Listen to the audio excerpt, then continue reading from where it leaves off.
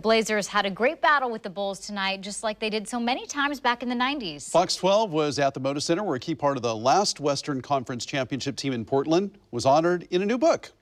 Where were you back in '92? Duck, Buck, Terry, Clyde, Cliff, Jerome, of course. That Blazers team put up video games numbers back in the 1992 finals. That team honored here for Bulls versus Blazers.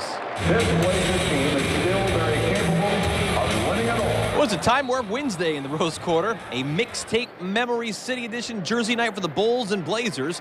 Of course, the 1992 Blazers were Rip City's last Western Conference champs as the Bust a Bucket core was back for more against Jordan the Bulls after making that finals as well in 1990 against the Pistons. Are you a Blazer fan? Yeah. Kerry Eggers chronicled them all for various newspapers in town. Now the dean of Portland sports has written and published a new book just in time for the gift-giving season. Jerome Kersey, Overcoming the Odds, was released last month. I went back to Virginia and talked to a lot of his family, friends, and people he went to school with. And then it was during the COVID, so you couldn't do a whole lot of person-to-person interviews, but I did a lot of them on the phone with ex-teammates, coaches, competitors, Charles Barkley and John Stockton being two of them.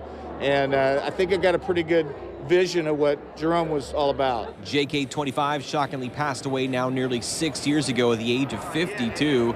Eggers, now retired from the Blazer beat, was asked by Jerome's alma mater, now Longwood University in Virginia, to work on a book to honor his legacy and rise in the NBA. A second-round pick in 1984, Kersey, of course, blossomed for 11 beloved seasons in the Rose City. I wish Jerome was still here. That's the whole thing. You know, he's the only one, Nick, of that group that didn't make an all-star team, but he could have been. Like you said, it was a great era for small forwards.